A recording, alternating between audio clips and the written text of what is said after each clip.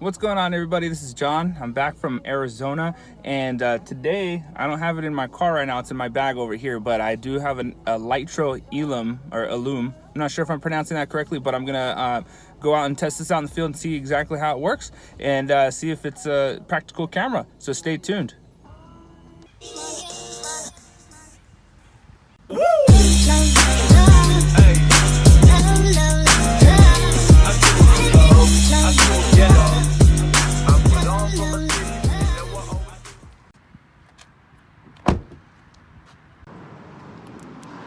All right, so I pulled over to the side of the road off Highway 18, going all the way up to Big Bear, and there's this little campground thing right over here, as you can see in the background. This is where I'll do my demonstration for you guys.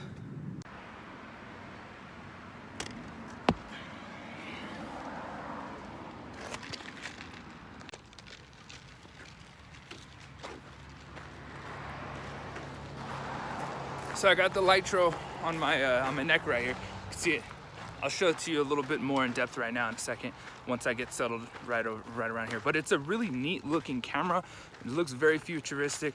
The back screen pops out and goes 90 degrees vertical, so you can get really low shots. It's great for testing depth of field.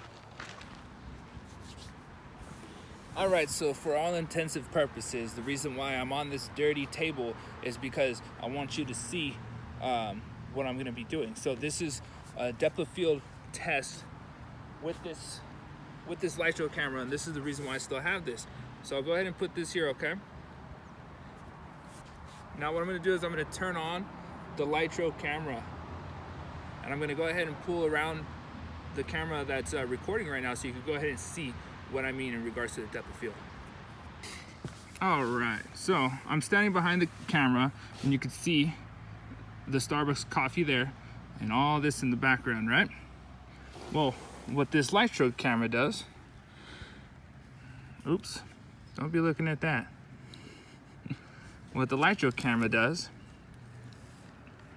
is it allows you, let's see here, we could go ahead and zoom in here, and you see how there's those like streaked lines going on? That's basically telling you your dimensions. So if you notice, this is actually out of focus, but if I go ahead and click onto it, it's gonna go ahead and refocus just that Starbucks coffee. I could even get a little closer. I could go ahead and do it again and have it refocus. Oh, hold on one sec. Look at that. So if you go ahead and take the picture, the cool thing about this is, let's go back to the picture. It's loading now. Now you see the Starbucks is in focus, but if you really wanted to, you go ahead and tap over here. Now the Starbucks is out of focus and everything in the background is out of focus. Now, that's really, I mean, it is really, really freaking neat. Other than being able to shoot in RAW, you could change your settings, shoot manually. The really cool thing about this is realistically, you could shoot in any plane, and you could choose your focus points. That's the cool thing about this. So I go ahead and shoot here. And with the post-processing software that Lytro has, you can actually choose your f-stop. So if I was to focus just on that Starbucks coffee, I could choose the f-stop post-processing. I could choose all the way down to 1.4, I believe, all the way up to f22. That's ridiculous. And if you're shooting, you can kind of choose the things you want in focus and the things you don't want in focus. I guess realistically, for a regular photographer, people that know cameras, this is not, I mean, you could do that on your own with your Canon, Sony, Nikon, whatever you have, you could do this. The cool thing is if you're lazy, I guess, you could shoot anything you want and do it post-processing. So this is it. Let me go ahead and turn this around a little bit. Check out the lens though. It's a really sleek camera. The cool thing here is that this pops up so you could shoot all the way flat and still look down at what you're shooting.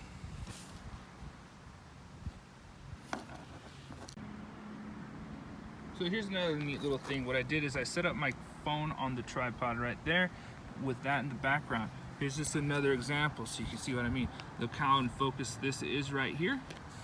Now check this out. Now look what's in focus. So that's the cool thing about this camera. Other than being able to do that back and forth and change your focal points and your depth of field, I still rather use my DSLR.